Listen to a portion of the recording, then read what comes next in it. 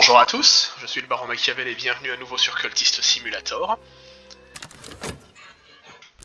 Alors la dernière fois on venait tout juste de finir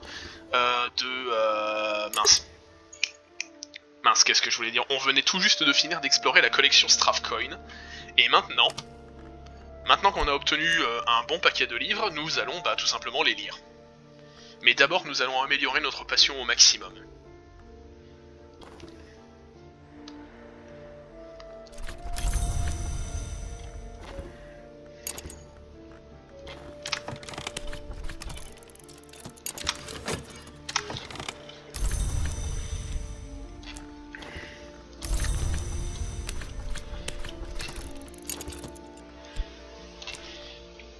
Alors, améliorer notre passion au maximum. Pop. Et nous avons le choix, nous allons améliorer la passion avec ceci. Exercer mon imagination, folie. Le pommier ne demandera jamais au hêtre comment pousser, ni le lion au cheval comment saisir sa proie.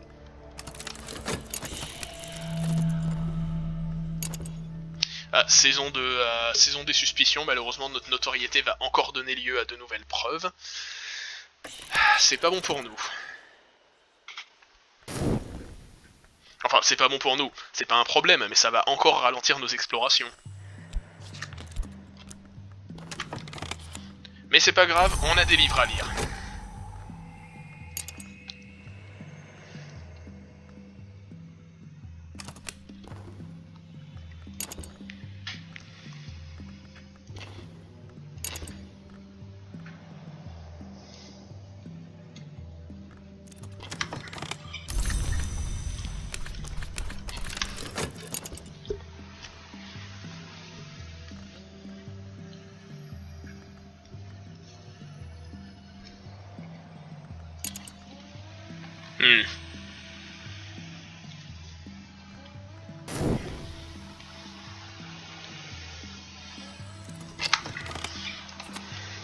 Alors, une compétence âme ouverte.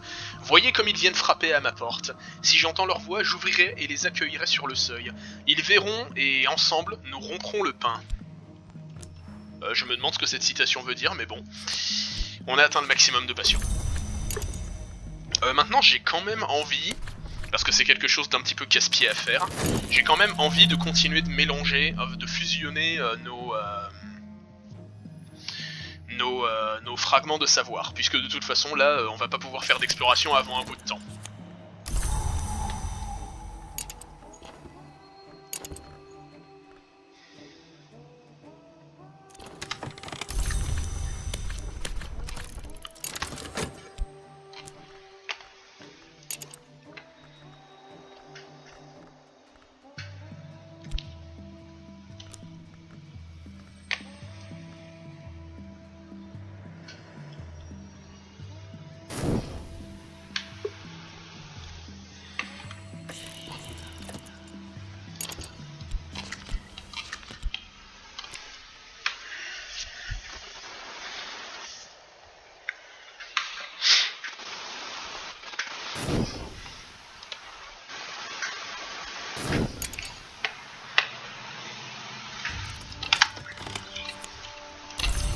Hop, et nous allons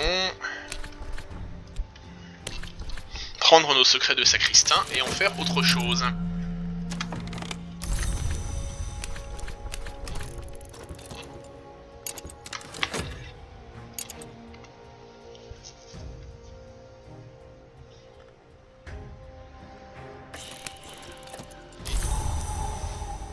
Et voilà, encore des preuves incertaines. Bon.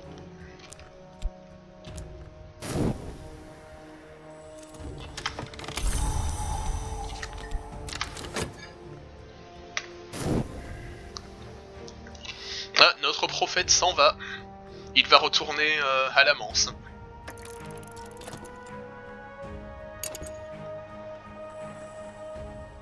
Ouais. La conscience d'un appétit. Chaque sens est aiguisé, chaque sensation accentuée.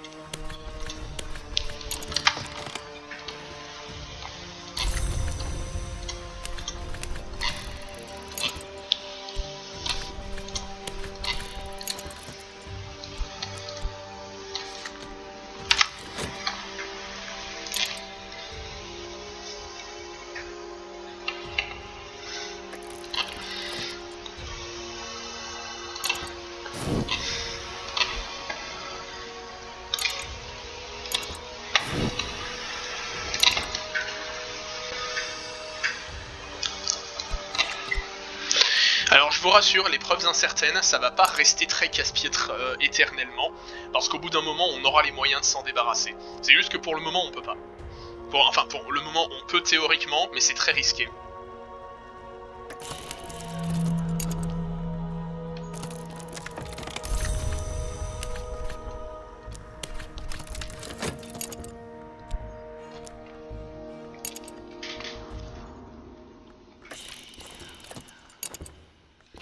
À la recherche d'indices, mais tu vas rien trouver du tout.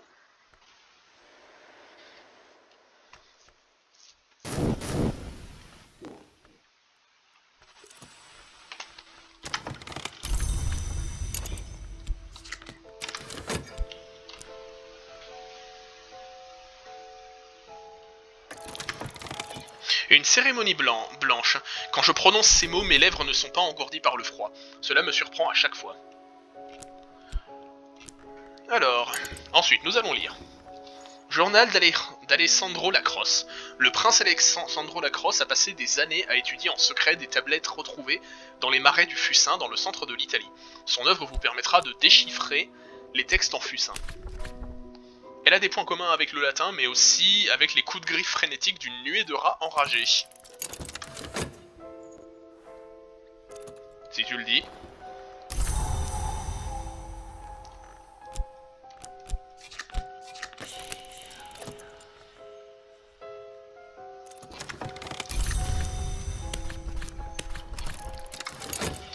Et vous savez quoi? On va continuer de rêver un peu de la Porte Blanche.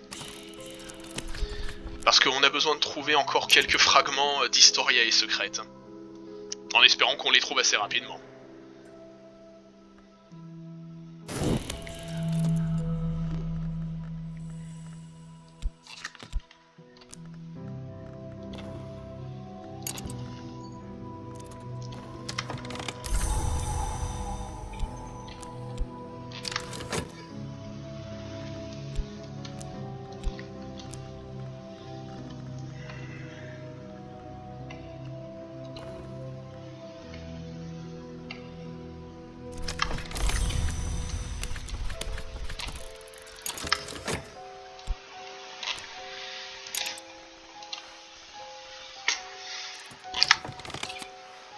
Érudit Fucin. Elle se recoupe à certains endroits avec d'autres langues que je maîtrise.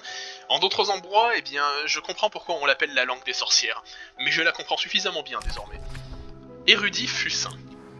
Un peuple vivait à l'est du lac Fucin, aujourd'hui disparu. Horace mettait en garde contre ces terres qu'il désignait comme appartenant aux sorcières. Le Fucin était leur langue. D'aucuns la nommaient la langue sèche, et d'autres la langue des sorcières. Ça nous sera utile plus tard.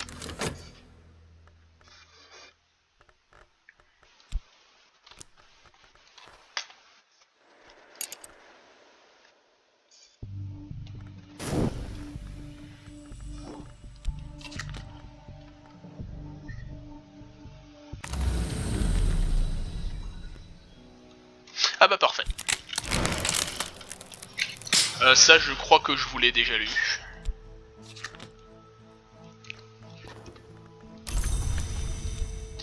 Parfait.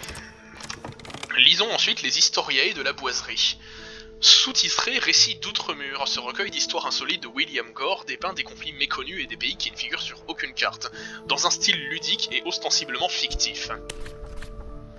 Gore ne mentionne jamais directement la Manse, mais des références discrètes à des concepts métaphoriques tels que l'ascension de l'escalier des ans, les portes du sommeil et la lumière bleue de l'aube suggèrent un certain niveau de familiarité avec le monde caché.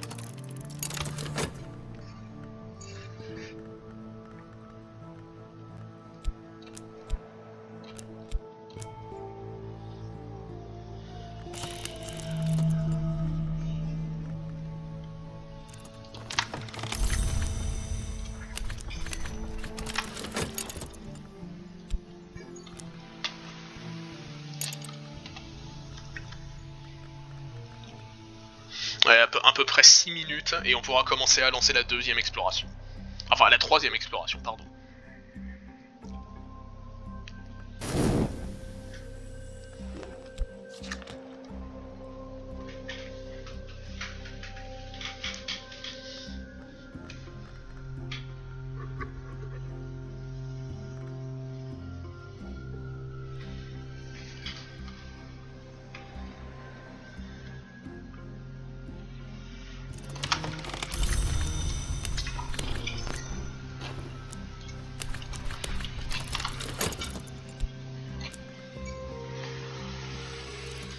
Alors, il était de coutume en cette époque de disserter sur la division du soleil, que les contemporains interprétaient comme l'apparition de forces barbares et de leur divinité vulgaire. Alors bon, ça, on en a suffisamment pour, quand on aura fini toutes nos explorations, la prochaine étape. Mais d'abord, faut qu'on en explore ces 3 endroits.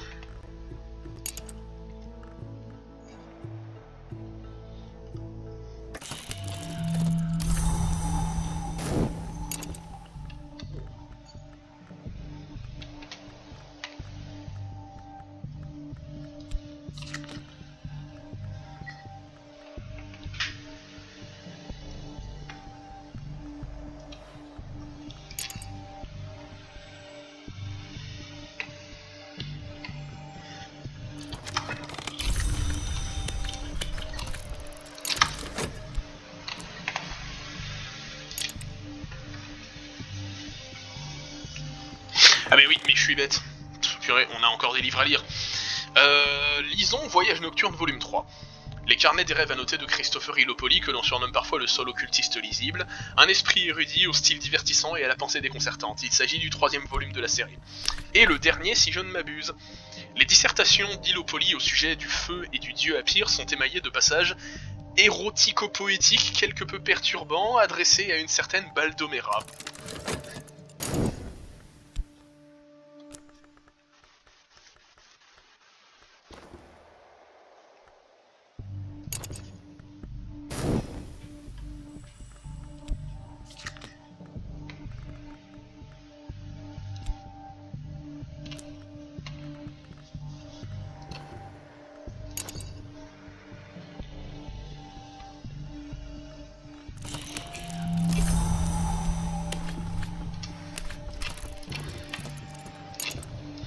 Et encore une saison des suspicions, voilà qui nous ralentit encore.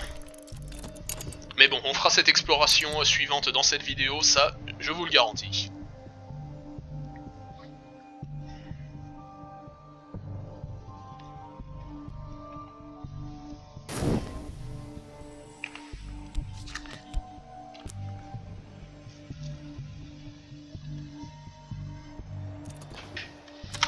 Alors, pour atteindre la porte du cerf, je pense qu'il suffit de désirer une chose avec suffisamment d'ardeur.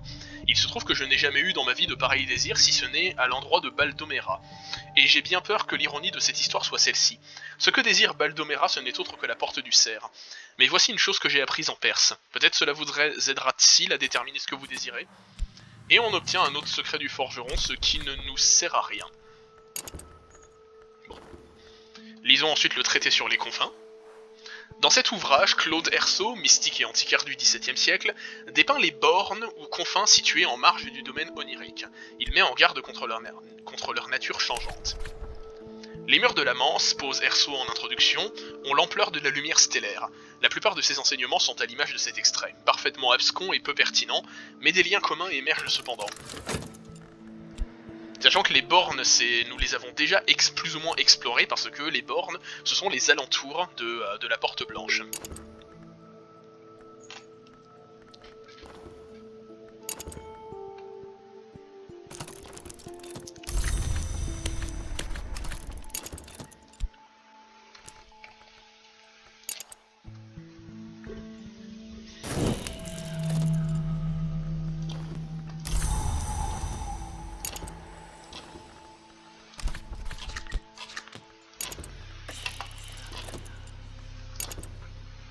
Ouais, à peu près 3 minutes.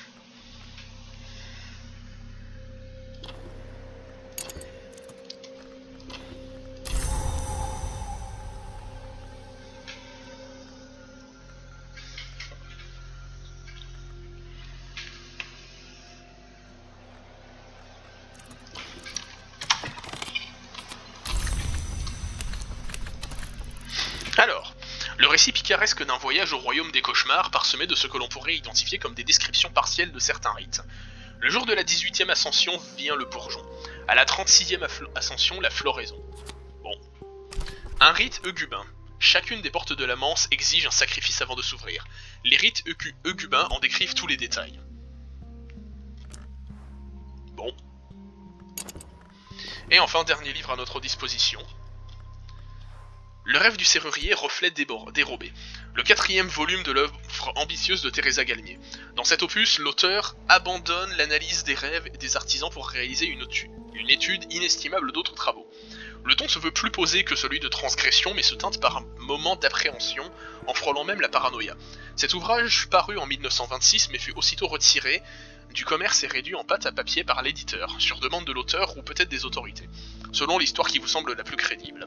Quelques exemplaires ont survécu. Alors, ce livre contredit ce que j'avais dit dans mon résumé de la première vidéo. Nous ne sommes probablement pas dans les années 1920, mais les années 1930. Janus est le gardien de la porte, le dieu gémellaire, le dieu qui entaille, l'augure des changements, le soleil, la lune. Nous l'identifions donc avec le veilleur et les jumelles, avec la mer, avec la forge, la méniscate et la madrougade. Il ne peut pas être tout cela à la fois. À moins que les Flamines ont connu l'église et les terres arides. Ils ont connu Héliogabal. Est-il alors la synthèse ou est-il autre chose? Ne le nommait-on pas Janus Lamius en Galétie? Mais les oubliés ont toujours eu la calomnie facile.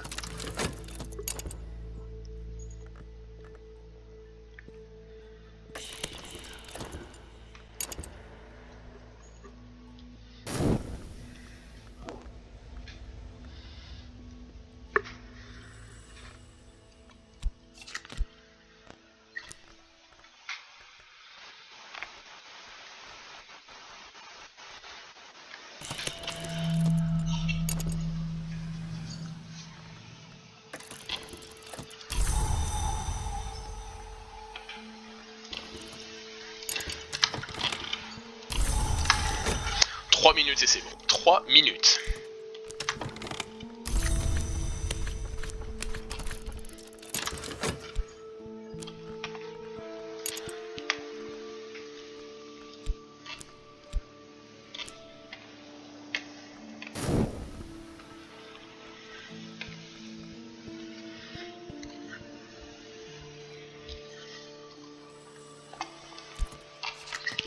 Alors, il est dit que Janus ne possède pas un mais deux visages.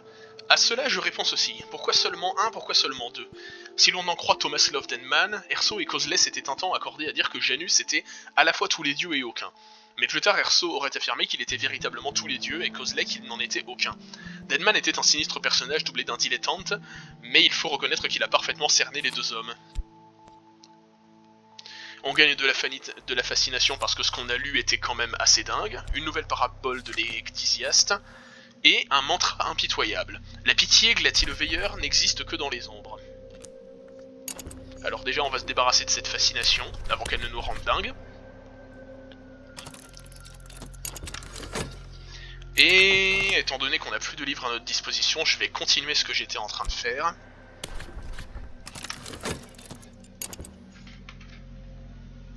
En attendant que l'épreuve s'efface et qu'on puisse démarrer la prochaine expédition.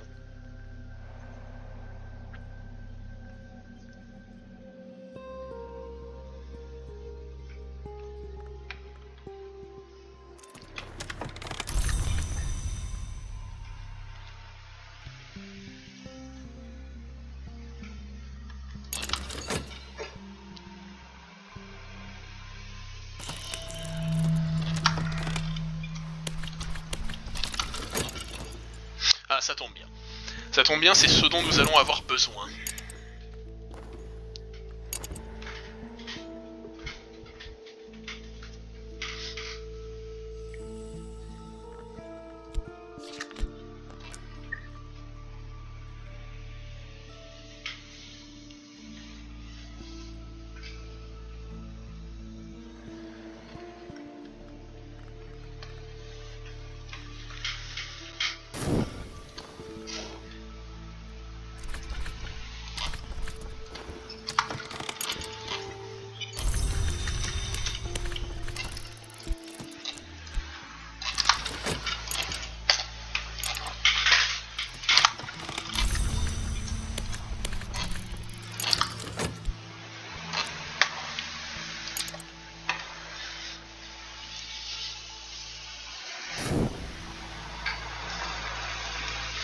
Bien.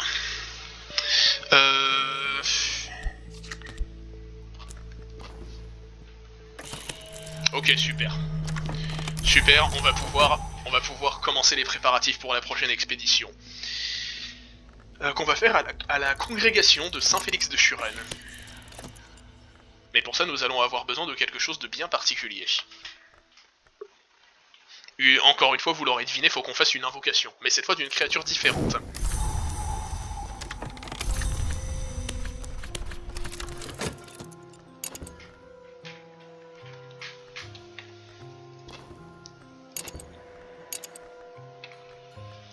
Alors on va garder l'agitation auprès de nous. Ouais, on a ce qu'il faut. Enfin, j'espère que ça va bien marcher.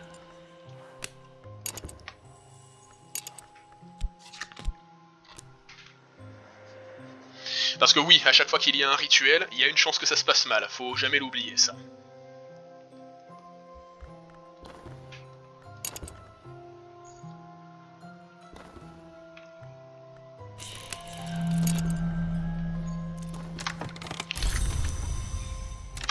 On va attendre maintenant.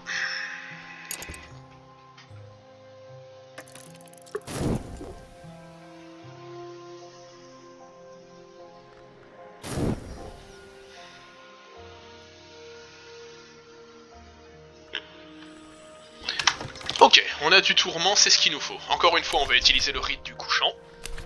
Du tourment, un chant d'éveil, il nous faut du cœur, et il nous faut... Bah cette fois on va appeler Neville. Invoquer une créature du foudre-chair. Le percugriffe, aussi enjoué qu'impitoyable.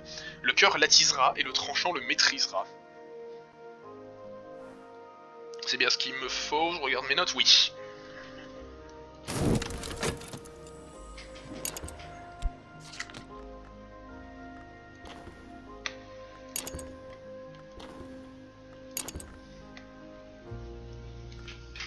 Espérons juste que je me sois pas gouré.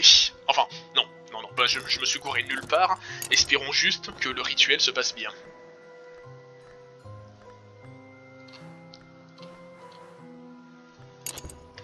A noter que... Alors, je peux utiliser d'autres rituels, mais le rituel du couchant est clairement le moins contraignant, on va dire.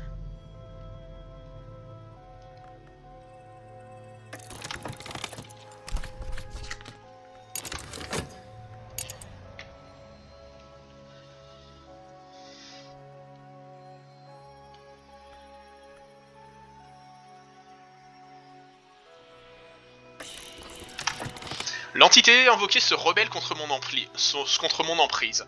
Ouais, non, effectivement, il me suffit de réciter les mots permettant de la congédier, de sceller le cercle et d'effacer toute trace. Ok, non, malheureusement, le rituel a échoué. Mais c'est pas grave. On va recommencer.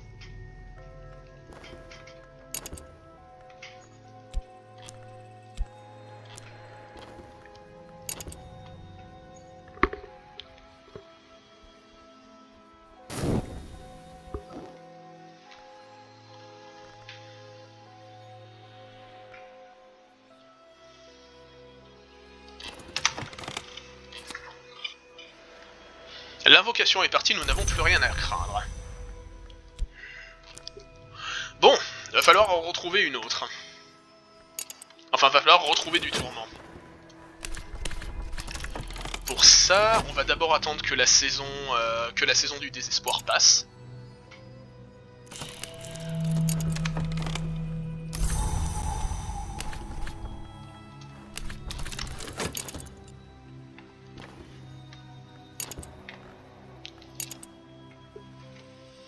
Ah, ça m'ennuie que l'invocation est ratée, mais on va réessayer. On va réessayer, on va y arriver.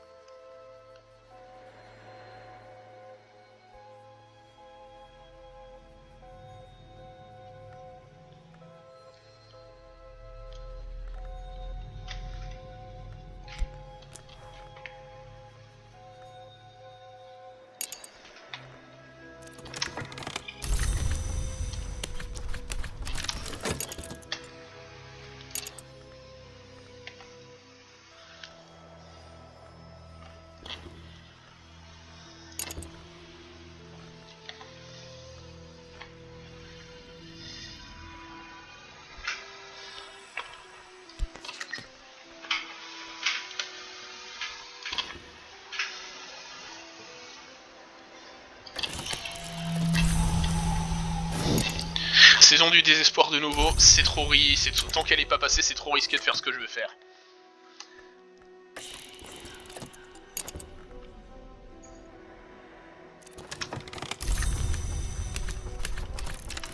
Il y a des fois, faut juste être patient.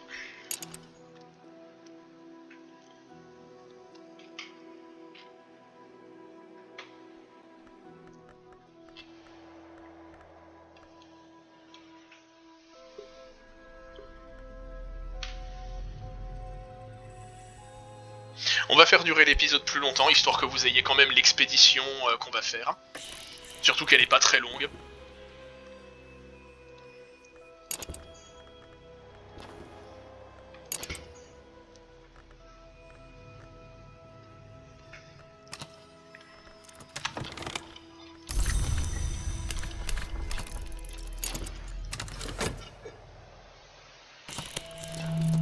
Ah bah nickel. C'est ce dont nous avions besoin.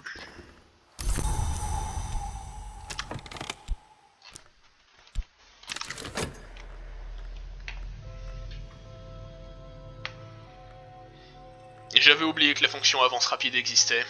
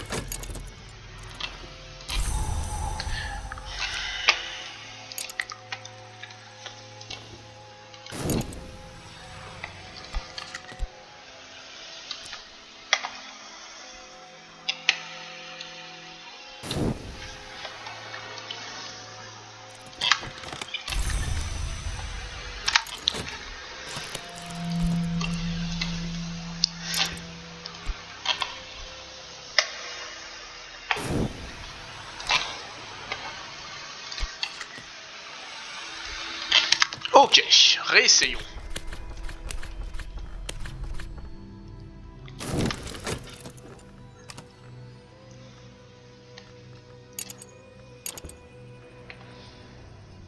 C'est assez ennuyeux par contre qu'on ne récupère pas l'influence dans le cas où le rituel échoue. Mais c'est pas bien grave.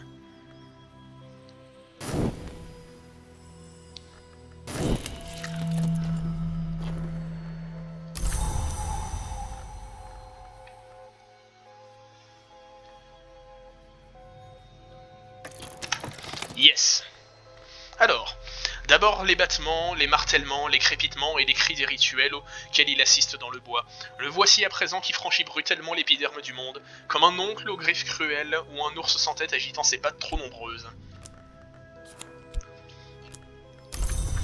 Un percugriffe.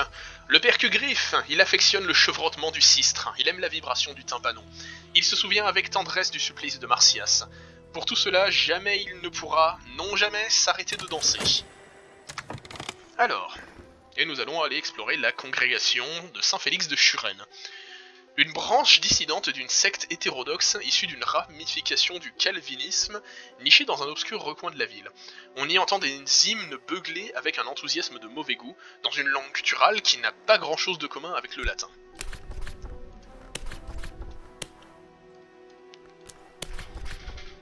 Les membres de la congrégation sont triés sur le volet selon des critères très stricts. Il paraîtrait même que c'est un statut dont on hérite. La méthode la plus simple consiste à cambrioler la résidence du pasteur pendant la messe, mais les mères jurées de la congrégation veillent au grain et ne se laissent pas berner facilement.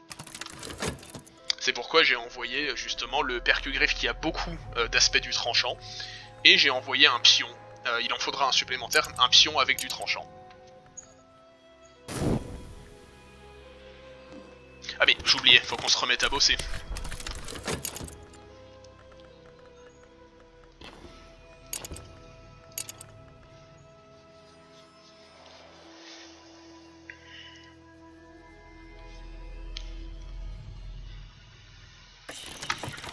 Alors, et on va envoyer un pion supplémentaire, toi. Tous les pions ont un d'aspect de tranchant à ce stade. Ça changera, mais pour le moment c'est ça. Alors regardez, un obstacle. Moines, qu'il s'agisse d'une bénédiction ou d'un châtiment, ils servent ce lieu, plongés dans la contemplation. Leurs étranges vœux les obligent. Il est possible de les tuer ou de les tromper, mais certainement pas de les séduire.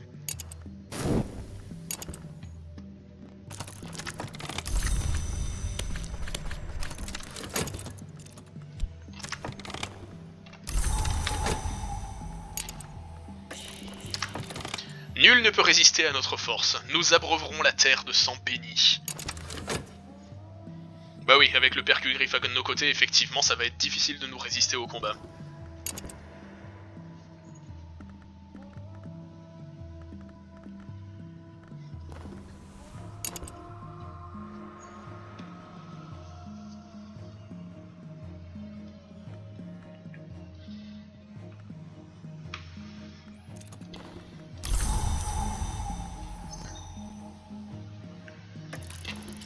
Les moines gisent au sol, indistinguables les uns des autres dans leurs robes identiques.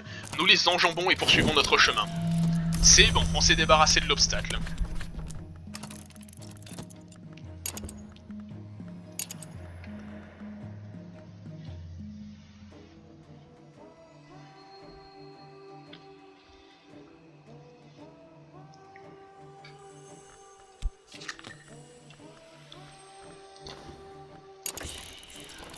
Alors, mais c'est bon, il n'y a plus d'obstacle. Nous avons trouvé un trésor.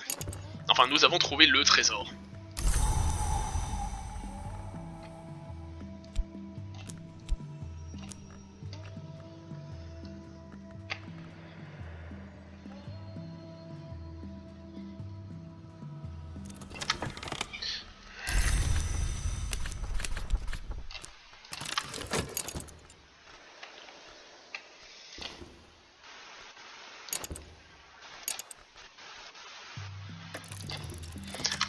La chambre à coucher du pasteur est plutôt vaste mais sobrement meublée.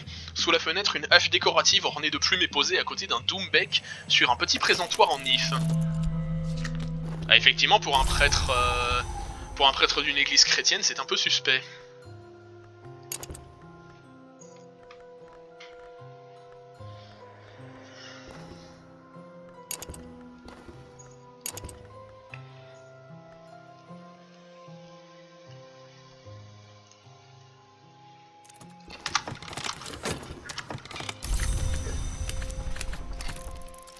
Alors, dévotion secrète. Sous le présentoir, dans un coffret fermé par un triple nœud complexe, nous trouvons plusieurs livres et bien plus encore. Un couteau qui empeste le sang séché, un morceau de tissu et un lambeau, semblable à du cuir, d'une chose à laquelle le pasteur a dû renoncer lors de son ordination. On trouve un spintrier de bronze, ce qui est surprenant ici. Alors, la rose de Nuriel, une église abandonnée qui pourra nous servir d'abri au cas où, la rose de Vaznei, Kuneregerf qui ne nous servira à rien parce que ça sert à apprendre le grec, Kioné à Abydos, de la notoriété, malheureusement. Et voilà. Attendez, faut que je fasse un peu d'ordre là-dedans, mais je ferai ça plus tard. Bah sur ce, c'était le Baron Machiavel, j'espère que cette vidéo vous a plu et je vous dis à la prochaine. Ciao.